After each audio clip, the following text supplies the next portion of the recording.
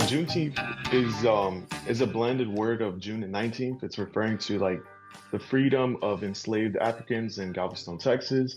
You might have heard of it as Freedom Day, Emancipation Day, Jubilee Day, or Black Independence Day. It symbolizes the end of slavery in the United States and the ongoing fight for justice and equality. This is really interesting because Juneteenth was recently introduced on June 17th, 2021, where it became as a federal holiday in the United States. And more people are now talking about it, which is good because this is really good when it comes to collective wellness and the education that's really behind it or the history as well. So we're going to take a look on the historical insight of collective wellness and freedom and how enslaved Africans back then used this collective wellness system to make sure that their mental health is good and their physical health is good as well, but ensuring that the community is safe from any restrictions that they had back then. So, collective wellness is a shared commitment to healing and care across a community, not just for individuals, but for the group. Mainly, collective wellness is when a community all comes together, and just like when you're like in your little city or town, you and your neighbors are having a collective wellness. You guys are providing emotional support, or you might live in a city that has a lot of cultural practices, such as Hispanic or Brazilian predominant cities. And this usually provides mutual aid or creating a safe space for everyone to thrive in. And this is really important because collective wellness is still prominent today and back then. So we'll take a look on how enslaved Africans use this as a way to encourage their resilience from enslavement. So they mainly took a focus on music storytelling and oral tradition. When it came to music, enslaved Africans created spiritual uh, work songs and coded messages through these songs. It's important to remember that they were restricted from sharing anything. So they used this as a way to communicate with one another, such as storytellings and oral traditions. Storytelling, folk tales like Bird Rabbit, it's still prominent today. These carried hidden lessons about survival, cleverness, and resistance, and to encourage the community to resist and use similar techniques to know how to survive properly in restricted environments. Or they use oral traditions to preserve their histories and values and wisdoms, which was usually passed by word of mouth, as they were, as I mentioned previously, they were pretty restricted when it comes to writing or just preserving anything, as they were forced to not be literate. I mean, they were forced to be literate. So this is important because it provided emotional expression when open speech was dangerous and preserved the African cultural identity and built shared memories across generations to ensure that none of the histories back then was erased, but it's still passed down. So they're more aware on their historical preservedness. And then we're going to be looking at spiritual gatherings and ring shouts. Mainly, this was from hush harbors. Hush harbors are just secret religious gatherings held in the woods, private spaces away from the slavers. It's important to know that slavers did not want them to gather or practice any religion gatherings, as they were pretty restricted back then. So they used hush harbors and ring shouts to come together and just express their cultural or religious expressions. And then ring shouts are just a spiritual ritual involving singing, clapping, stomping, and circling around, rooted in African traditions and early Black Christianity. Um, why this was important? Because it offered a sacred space for healing, grieving, and connecting with the divine. And also, this encouraged hope, faith, and unity during suffering. Because I know when I go to like my spiritual gatherings for Christianity, it always provided me hope, faith, and unity. Hopefully, like with others who practice religions, um, we can see like a connective wellness when we go to these ring shouts or anything that's a religious gathering, because we can see how it heals us as a community, but also connects us with others as well. So we're going to be taking a look at herbal healing and root work. Enslaved Africans brought with them deep knowledge of herbal medicines and natural healing. This was really important because many of them were strict from like primary care, such as like nurses or hospitals, due to their status of being enslaved Africans. So root work blended African, indigenous, and Christian traditions for healing, protection, and spiritual strength. These people were known as midwives, herbalists, and spiritual healers, which were really respected and trusted figures in the community, as these were the only ones who had the resources to provide just the well-being for their mental health, also for their physical health as well. So, as I previously said, the why, it just provided really medical care when enslaved people were denied from formal health care. It supported spiritual and emotional well-being through ritual and remedies, but also reinforced cultural power and ancestral wisdom. Mainly, all this herbal healing and root work is still prominent in New Orleans and Louisiana, where we see most of these spiritual healers still prominent and just enforcing their cultural preservedness that they did back then. And it just keeps on evolving once technology gets involved, just spreading the awareness of their culture and encouraging others to just get along with the community as well. So, kinship circuits are just chosen family or close friends who take on family roles like a neighbor acting as a grandparent or a friend as a sibling when biological family isn't around. I know many of us has like a close friend who we consider like a sister or brother that's around, and many of these enslaved Africans had these kinship circuits throughout their journey because many of them were bought when they were young, or many of them got separated. So this is really important when we talk about kinship circuits because they promote the collective wellness that's in the community. So the mutual care and surrogate kinship was when families were torn apart by slavery and people chose families such as like you'll name somebody as your aunt, uncles, or second mom who weren't blood relatives but were there to support you throughout your journey. Um, Communities raised children together, shared food, and gave emotional support and provided spiritual guidance to them. And this was really good because this shows how collective wellness just comes all around together. Remember, like collective wellness is just providing emotional support to each other and just providing the guidance that's needed um, within the community. So this also provided like the grieving and celebrations were communal and not individual. They celebrated as a community and not every single individual celebrated by their own. And this is really important because, as I said, it built networks of love and survival when formal systems failed. Um, they were torn apart by like slavery, but it was really important because they built the network that they had of community with love and survival to ensure their emotional health is protected, and they're also connected to their cultural roots back then as well. But this also passed down resilience through collective care because when we look down at generational trauma, it's just like passed down through families and communities due to long-term oppression, violence, or loss like slavery, colonization, or displacement. It usually affects their emotional, behavioral, and relationships and health across generations. And we still witness generational trauma still being passed down through communities that do not have the resources, or like when families, Josie said in the chat, DNA as well. And then I see significant struggles passed down. This porphyria, I don't know how to say that one, but yeah, I agree because it's just prominent still, and we're gonna look on how this really affects everybody later down in the future, but how we can break the burnouts that's still cycling in today's journey. So reminder, when we choose wellness together as a community, we say no to burnout, trauma, and neglecting ourselves.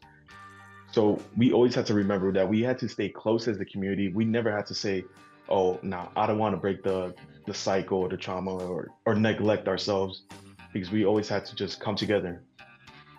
So, out of curiosity, which of these historical wellness practices resonates you with the most?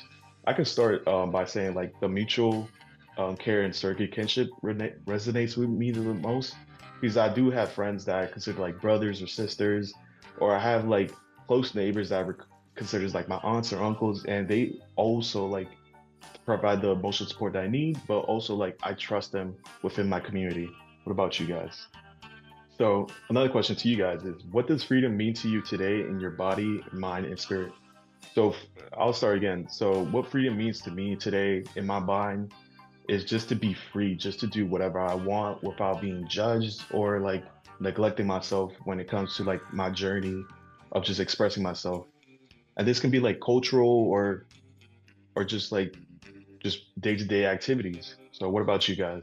So we'll talk about why wellness and liberation is really important. And like we said previously, wellness starts with ourselves first and then with the community. We'll look at the systems of pressure that shapes our access to wellness. We got to remind ourselves that wellness is not equally accessible to everyone, especially in communities impacted by historical and systemic harm. These systems often deny rest. So by denying rest, that means like people might judge you to say, "Oh, why are you just laying down in bed the whole day? You got to go up and do something." And that's just denying the mental rest that you need or physical rest that someone might need. And this really oppresses someone because someone might not want to do something. And if you force them to do that activity or just like whatever, it will just make them feel more tired instead of like energized, I'll say. And then stigmatized mental health. We see some cultural communities know this. It's mainly like, I'll say, in my experience, like Hispanic cultures usually like stigmatize mental health. They're like, oh, you're not sad or like you're not depressed. You're just like having a phase. And that really makes somebody feel not welcomed or like open to share their feelings because they will feel like, oh, they don't believe what I'm thinking. So I won't express myself and I'll keep everything with myself. And this is really important because collective wellness involves community. If you're not open to the community, then you're affecting your collective wellness in the process. And then separate families and communities. We see this with gentrification and the ICE raids that is going on without the states. Gentrification, some families might be separated due to the high costs of living together, or some families might be separated from the ICE raids due to documentation status. And this is really important because if you lose your support group or community, you won't really have anyone to turn to, and it would just be really affecting um, each individual's mental health or physical health or day-to-day activity differently. And then some people, I mean, we're going to talk about the suppressed joy and cultural expression. Um, During COVID, I saw a TikTok clip about Colin Kaepernick on his show, which is like a show about his life. But this show, like, it showed how during his childhood, some people suppressed his joy and cultural expression. So when he was playing baseball, he had a braids, and but the coach didn't like that he was expressing himself through the braids. So he told Colin Kaepernick's parents to cut off the braids, or else he won't be playing baseball anymore. So the parents agreed with the coach. They cut it off, and he wasn't feeling himself after that. He wasn't like expressing his cultural, um, his mindset. And this is really important because if you can't express your culture or your joy, you can't really advance to like the collective wellness that we that we're going to talk about. So how does each one of these becomes like related to collective wellness? So deny rest. Rest is a collective value. And then when we talk about stigmatized mental health, it's meaning like healing mental health stigma together. It's like by educating others about the wrongs about not about having a stigmatized mindset, as this can make others feel restricted. And then just separate families and communities. Uh, we want to repair separation with surrogate kinships and mutual aid. We want to ensure that each community members have their trusted person or support pillar right there. And then we're going to talk about suppressed joy and cultural expression, uplifting joy and cultural expression. Instead of restricting it, we had to uplift others to express themselves and just their joy that they have. If they have like a mini celebration, just stay out there so others can celebrate with you. Or if you want to express your culture with like the way you dress or the way we eat, just do it. And hopefully everybody just learns something new. So we're going to talk about the steps to support holistic well-being. So we're going to talk about for your mind. Um, I do daily check-ins for myself. I ask myself, what do I need right now? Do I need rest? Do I need to get myself out there to get some fresh breath of air? And this is just simple habits, builds emotional awareness that helps you respond to yourself with care, not criticism. Okay, yeah, check-ins is really a good space. I mean, it's a good way to for your mental health and emotional health. But the therapy and support space, explore platforms like therapy or in-school counseling services. Um, Many of colleges or like um, educational schools have some type of in-school counseling services, and this is really good because it's a way to talk to somebody to help the process like your life, like such as pain or reduce stress and feel seen. Because most times as a community, some individuals might not feel seen.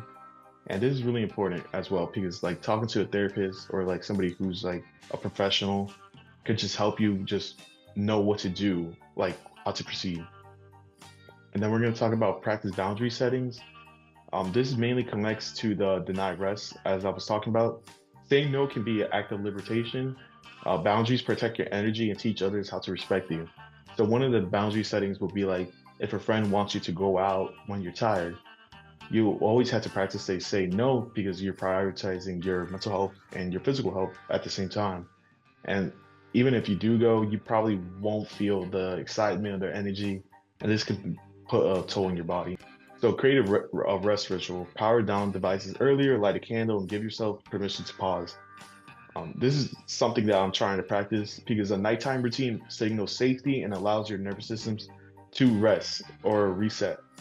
And I feel like this is something to teach your mind to rest and know when it's time to like power down and all that.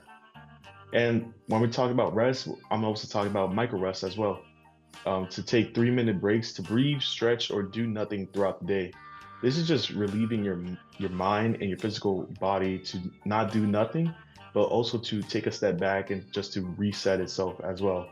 And some rests don't have to be hours long. It's just to meet, it needs to be intentional to help somebody to know when it's time to take a stop of working or studying or whatever, just to know, just to calm yourself down. And then we're gonna talk about sleep hygiene. Hygiene. This usually is like dark rooms, consistent of routines, no screens before bed, similar to like rest rituals. But this is usually consistent and quality sleep strengthens your mood, memory, and resilience. And this is really important because I feel like when doing research on this, like I wasn't familiar with sleep hygiene, but this is really important because some people just sleep like in environments that are not comfortable to them. But in order to rest yourself, you need to sleep in an environment that's more comfortable or like preferable for you. We all had to have ways to just signal ourselves to safe for safety and just to rest ourselves. So we're going to talk about for your heart, the spiritual and emotional connection. So all three of these things I usually do on a day-to-day basis because it's really like important to take a step back and just connect with yourself emotionally. So gratitude journaling, write three things you're grateful for daily. This rewrites stress into awareness. So I always write that I'm grateful for just waking up healthy, waking up with my family, and waking up with opportunities that are available. And affirmations is just speak truth over yourself. This usually involves like I deserve joy, my rest is sacred, I am more than my productivity, and you always have to speak into this because if you're not hearing from yourself, and then what are you doing? Because like this is really important. And then spiritual practices. This usually involves like prayer, meditation, or ancestral altars for connections and grounding. Like usually like a cemetery when somebody goes to like just for rest and all that. Um, and I do this too because this is really important just to like connect with your spiritual self. Like because praying is a good way for me to like just reset myself and just know, yeah, I'm just good. And does anybody do any of these things? Because I know like most of us talk about affirmations and then gratitude journaling. We're gonna talk about for your people and community and collective care. So I relate to all this because check-in circles, like gathering with friends or peers to share highs and lows and needs. I always talk to my mom about like we do our little check-in circles every single night saying, "Oh, how's everything?" And like all these honest conversations build trust and reduces isolation and normalize support within the community. Because you got to remember that most of our community members are support pillars for us to grow, but also to know that we're there to support each other. And then offering and receiving help. This usually requires like mutual aid, ride shares, meal swaps, and community sustains us. It's giving is powerful, but receiving care is an equally radical act of belonging. And this is really good because when we look at like just offering help to others, like this could be like offering your sibling to drive them to school or just dropping them off for groceries. But this shows that you're there to support them whenever the opportunity is. And then celebrate small wins together. This also like multiplies the joy when it's shared. So like let's say a small win would be like I say like most people's small wins would be like, oh, I drank like a whole gallon of water or like some type of water. That's a small win because like sometimes some people are too like not focused on drinking water or like doing anything. So that would be a good way to like celebrate small wins together. So I'm gonna move on to this really important question. And if your wellness were a garden, what needs care to grow and what needs to be cleared to make space for peace? So I can start that. What needs for me to like, I mean, what needs care to grow? So what needs to care to grow is my schedule. I need to like know when to take rests and when to ensure that like these rests are essential for my mental health. And what needs to be clear to make space for peace, I'll say like just clearing my schedule too to ensure like this is convenient to my mental health. Trauma needs to be clear. Yeah, that's an important one because uh, as we talk, the generational trauma is something that affects future generations and past generations, and this could really affect the burnout cycle that one might have. Needs to go back to the gym. Yeah, I agree with that too. I feel like um, going back to the gym is something like just to relieve yourself, and I feel like gym. Some people say that the gym relieves their mental health too, and also like supports the physical healthness wise. Proper sleep, that's an important one because I feel like most of us just be having like, well, for me, I don't know about some of you guys, but for me, I be sleeping like 5 hours uh, on like the weekends because I just be on my phone too much. So yes, I agree with that one too. And then I see Alex say, what needs to grow for me is my connection to body and emotions. What needs to be cleared for me is my living in my head. Okay, yeah, that's good. That's good because like you just need to connect with yourself. It's always important to take a step back just to know what yourself really needs. As Josie says, like most when I look at myself, time and space is a definite for most of us, or for some of us as well. What we learned together. So we all must know that wellness is not individual; it's collective. It's important to start as a community to influence others about their wellness as well. Please remember, true wellness grows in communities. We are only as well as the people around us feel safe, supported, and valued. So if someone is not safe, supported, and valued, that can really affect the collective care within the community. And then healing is not passive, it's liberating. Healing is not just about recovering, it's about reclaiming yourself. It's about reclaiming the sleep and time that we need. It's about reclaiming the connectedness with our body and mind. It's just about reclaiming what feels right for us. And then thriving is not privilege, it's a right. Remember, thriving is not something only available to those with wealth or access, it's something that we all deserve. So you can thrive in communities that do not have like the same amount of resources, but remember, you can thrive because there's other people there in that community, and this promotes the collective wellness that we were talking about back then. So I'm gonna just leave you guys with this. Oh, that quote. Okay, I'm gonna leave with you guys with this quote. We must all learn to live together as brothers, or we will all perish together as fools. This quote is from Dr. Martin Luther King Jr. And I put this quote right here because it relates to the collective wellness aspects that we were talking about. We were talking about how enslaved Africans lived together by like oral traditions, musics, kinship surrogates, and all that.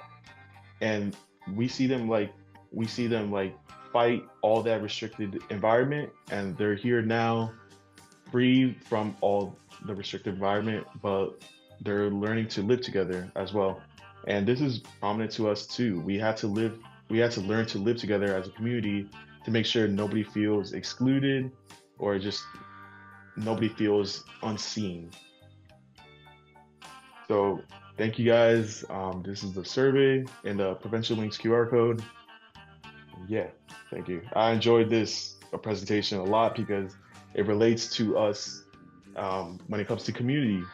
I feel like a big part of our community just involves ourselves and the members around us. And without that, we might not have the sufficient resources to grow with each other. Okay, thank you, Brian. That was definitely an information packed presentation. Thank you very much. I'm going to put in the chat the link to the feedback form. I ask that everyone go and let Brian know what you learned, what you took away from this presentation. I want to say thank you again for joining us for our June webinars. We will be having our next June webinar next Monday, the 23rd. I ask that everyone join in. But again, thank you for coming, and everyone have a great rest of your day.